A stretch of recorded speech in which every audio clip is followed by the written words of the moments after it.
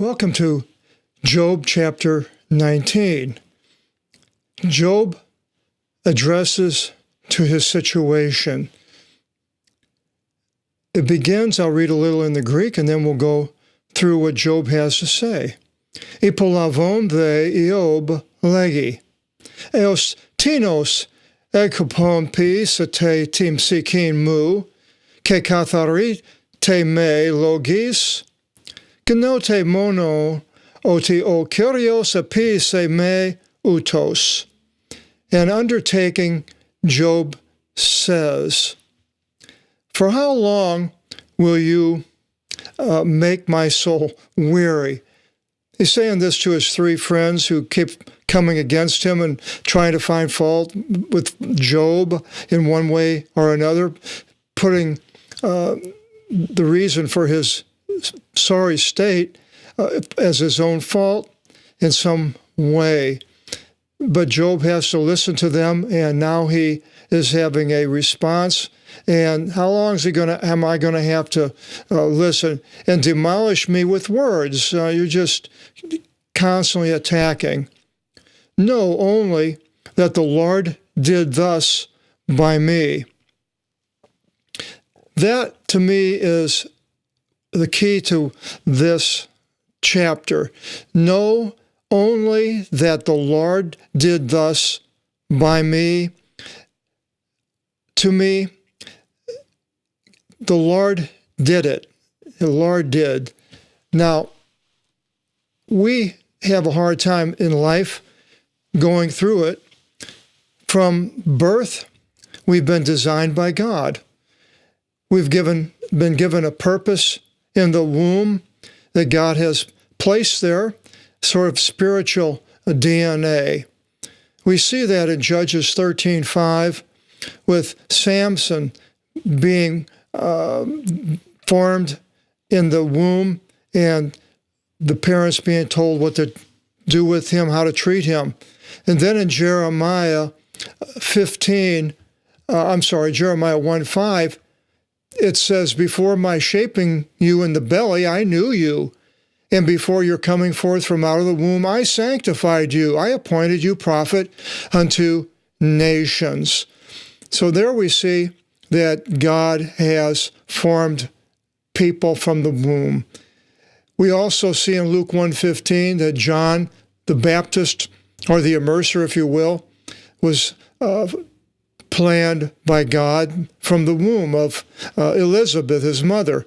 And then in Luke 1:31, we're told about Jesus being planned to be in the womb of his mother Mary.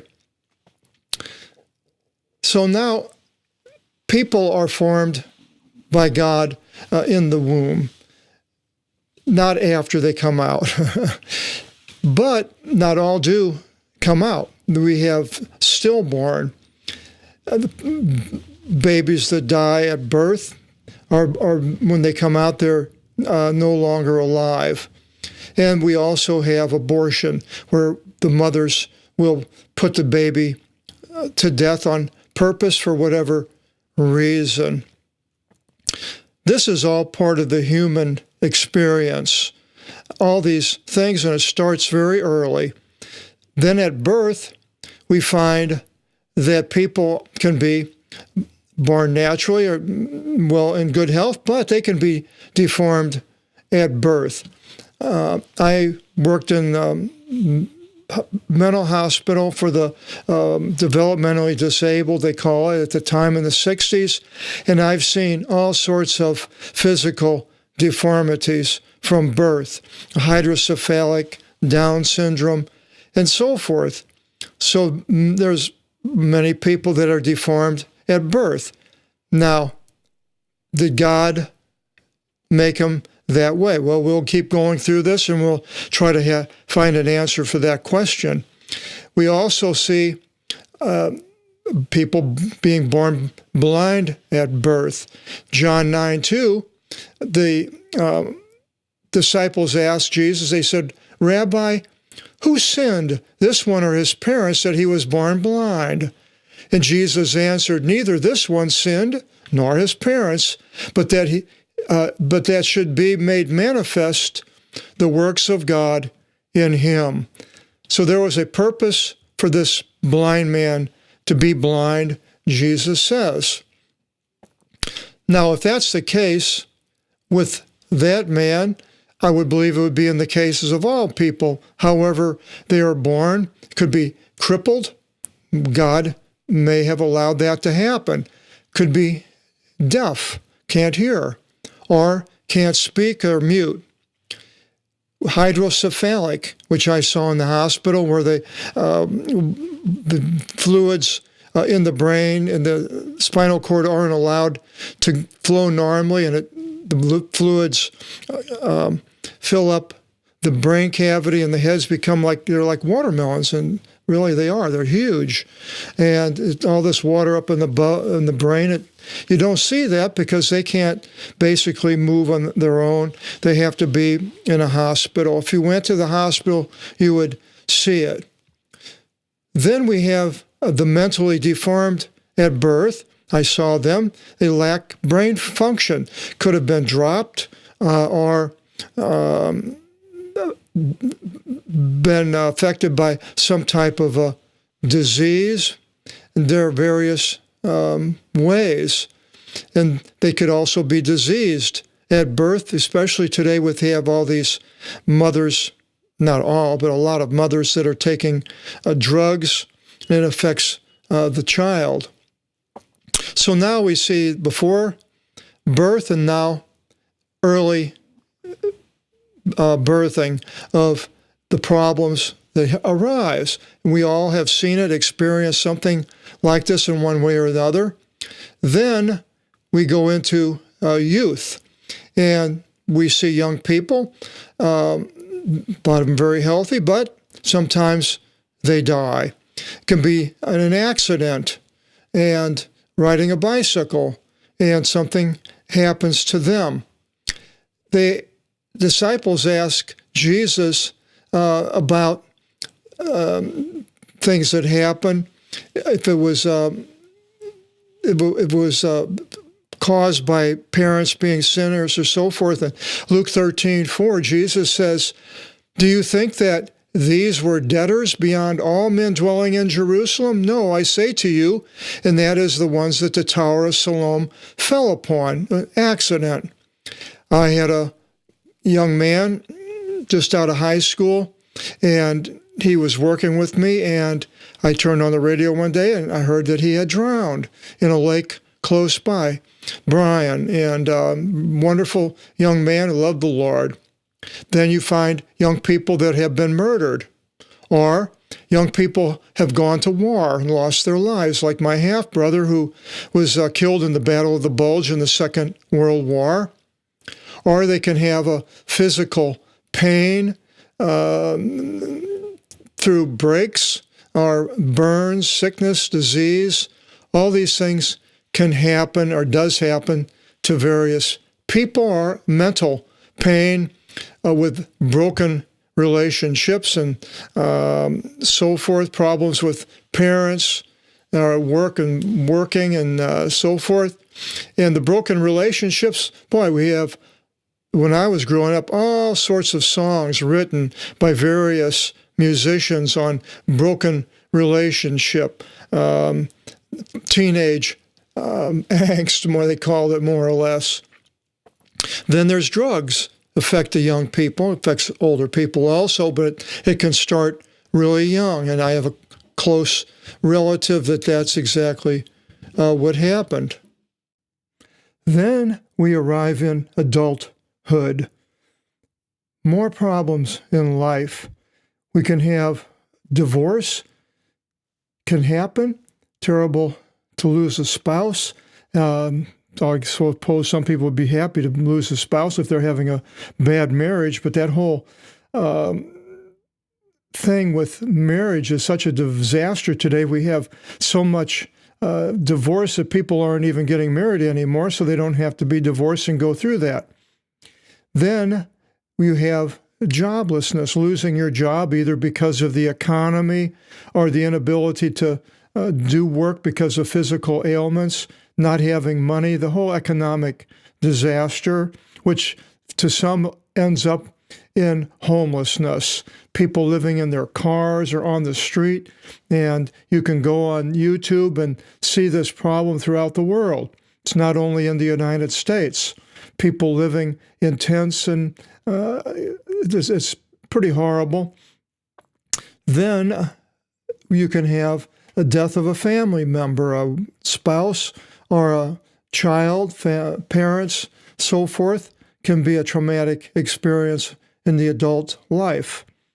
Or you can have health problems, mental problems that give you a lot of angst in the problem that you might have. I have a close relative who has a lot of physical problems with the arms and tendons and so forth, and it's hard to live with that and to work. Then we have broken relationships of friends, excuse me, or others, parents and so forth. The politics can affect the behavior of a person, what's going on in the world. Person could become very depressed seeing what's happening. Natural disasters occur that harm people, famines, floods, earthquakes, avalanches, all sorts of natural disasters. I live in a tsunami zone, and I read in the internet where they predict a giant earthquake in the fault that's right outside of my house. I got a sign at the bottom that says tsunami zone. So all these things affect people. Or economic disasters. We had the depressions of the 20s in the last century, and now we have a recession going on throughout the world, bankruptcy, all sorts of economic disasters. Then, finally, we run into old age. People that are old might end up being housebound, can't go out anymore, dependent on other people, difficult lifestyle to have if you have been used to doing things on your own. And the body starts to die. You lose your eyesight, can't see as well, things are dimmer, cataracts, macular degeneration, and then you have hearing loss. You can't hear. You got to say, huh? When people are talking to you, and the joints start tightening up, get porosis in the joints and the bones, and so the body begins to die in old age. And then you have the suffering with this that goes along with it, pain, which can be excruciating to some people. They have to take pain medicines and so forth to get rid of the pain, or you can have an anxiety, a fear of what's going on in your body, what's going to happen to you. Are you going to be able to take care of yourself, or are you going to end up in an old folks' home, sitting in a chair, drooling and not being able to move hardly? The anxiety of all of that, and then the facing of death if you're not walking with the Lord, the fear of facing death. All these things are the human experience. Now, again, the question was, where does God come into that? Well, we know from this book that God was proud of Job, but yet Satan came and said, well, if you took these things away, would he still love you? So God allowed Satan to do it. God didn't really do it himself. And then we see in Mark 9:49, it says, for all shall be salted with fire. I believe it could be talking about the human experience of going through these trials and tests for everybody. And then in Matthew 8:12, it says, but the sons of the kingdom shall be cast into outer darkness.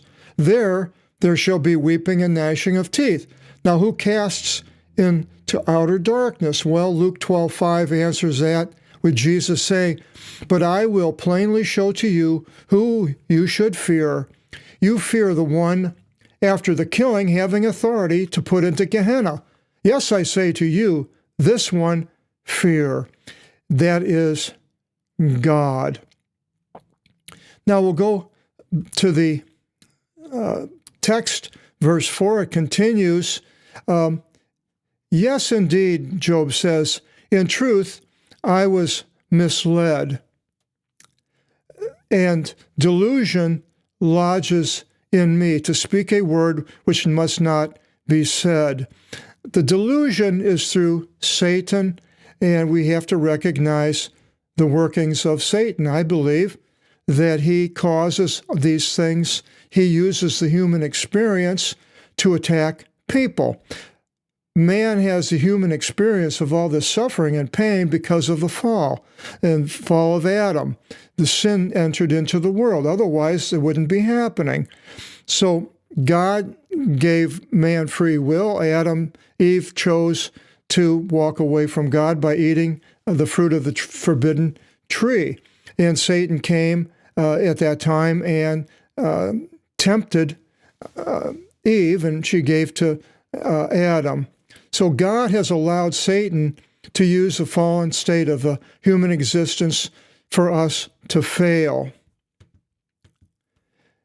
And then it says, but my words mislead and are not in time. Somehow the things he said, it's not really what he would like to be saying, but he's saying these things. But alas, sort of a complaint of, the condition he's in again. What else could he do? He didn't have any thing that would take him out immediately or help. He had God, which he did go to, but we have Jesus Christ. We'll get into this a little bit later here. And then it says in verse 5, but alas, for you magnify yourselves against me, and you assail me in scorn, complaining to these three men. Know then that the Lord is the one disturbing. So is the Lord, he allowed Satan to do the things that Satan does. So Job, I don't know what he knew about what the meeting of Satan and God, but he is putting more or less the reason for this is the disturbing by the Lord. Well, I will, as we get into this a little further, we'll see that I believe that that's truly the case. And then it continues, and his fortress he raised up high against me. Behold, I laugh at scorn. I laugh at you. You're scorning me, saying these things, but I'm not going to. I shall not speak. I've cried out, and not at all is there judgment. From judgment of God, maybe, I'm not sure, or he's finding him innocent is what I believe he's talking about here. These people aren't foul. He's crying out, and they're not finding him innocent. They're continuing to come against him, and they continually will until the end of the book. We have 42 chapters, only halfway. I have been enclosed round about, and in no way shall I pass over. He put darkness upon my face. We know that death awaits us at the end, and we will die. And the glory of mine he took off from me. Now, who is the he? Is it God or is it Satan? Good question, isn't it? And he removed the crown from my head. He pulled me apart round about, and I am sent out. And he cut down my hope as if a tree. And I believe it was Satan, but he may be blaming God. Who knows? And he treated me awfully in anger. But God wasn't angry with Job. He just doesn't see it. And he led me as if an enemy, which wasn't really true. And with one accord, his marauders came against me. Now, Jesus doesn't have marauders, and I highlighted this in green because it's a new word. We have pirateria. Pirate comes from that word. In my ways, one's lying in wait encircled me. And this is the human situation I brought out earlier. All these things come against us one way or another. My brothers left me. They knew strangers rather than me. And I look at Jesus, that happened to him. His brothers didn't believe in him. And my friends have become unmerciful. And the people that knew Jesus when he went to Capernaum didn't believe in him either. The ones near me pretend not to know me, and the ones knowing my name forgot me. Well, as for the neighbors of the house, and also my female attendants, I was foreign before them, especially if he's having problems. People don't want to be around people that are having a lot of problems. I have a good friend that more or less confessed to that. That doesn't do well with people that are vulnerable. I called my attendant, and he obeyed not. Oh, all kinds of things going on. And my mouth beseeched him. And I entreated my wife, and I called, flattering the sons of my concubines. His own children were dead. But they, into the eon, undid me into the eon. Whenever I rise up, they speak against me. Poor Job, even the concubines' children are against him. The ones knowing me abhorred me. Those whom indeed I had loved rose up against me. So we can all see a situation somewhat like ours in some way or another with all these things. My flesh festers in me, and the things of my bones are held in teeth like you're being chopped up or eaten by a bear or lion. Show mercy on me, O friends, for it is the hand of the Lord touching me. So again, God has allowed these things to happen, and how much he was blaming God, not seeing Satan again, we're not sure. And why do you pursue me as also the Lord, and you are not filled up with my flesh? These guys are coming at him, and they're not stopping. For what? That my words might be given to be written and to put them in a scroll for the eon. Well, that's exactly what happened. That's what we're reading. They were put into the scroll and read into the eon. Written with a stylus of iron, which they wrote in carved into rock and so forth, and on lead, or being engraved on a rock. For I know that the one being about to enfeeble me is everlasting upon the earth. I believe that is Jesus. To raise up my skin, being fatigued by these things, all the problems. For by the Lord these things were exhausted on me. Again, showing that the things that happen in our life are by God, which I myself am conscious of, which my eye has seen, and not another, but all has been exhausted on me in my bosom. I'm experiencing it all. But if even you shall say, well, what shall we say before him, and so find the root of the matter in him? Well, venerate even yourselves from a covering, for rage shall come upon the lawless one, and then they shall know where their material is. Now, I believe this whole chapter shows that we are going to be tested. This is what we are all going through, all the things I mentioned earlier, and then what Job has said. Now, the testing, we're told in Matthew 4:3, comes from various sources, and in Matthew 4:3, it came from Satan to Jesus. So if Satan tests Jesus, he'll test us. The Pharisees and the Sadducees in Matthew 16:1 tested Jesus to hope that he would fail. Also, the devil wants him to fail. A legal expert tested him in Matthew 22:35, trying to trip him up.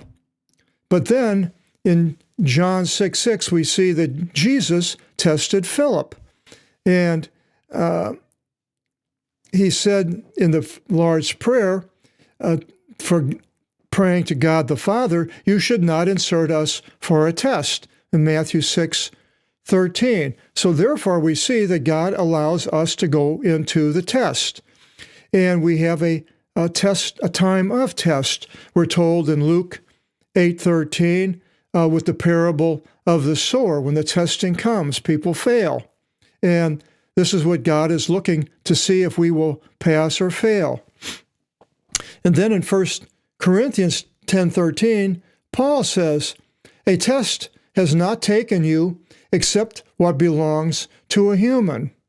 But God is trustworthy, who will not allow you to be tested above what you are able, but will make with the test also the result for you to be able to endure. And then James says in 1:12 of his book, blessed is a man who endures a test. For becoming unadulterated, he shall receive the crown of life. He's giving the idea of the test is purifying us towards God's viewing us. Sort of like the test of college. We pass it. The professor gives you an A, and you're feeling good. He's glad that you did.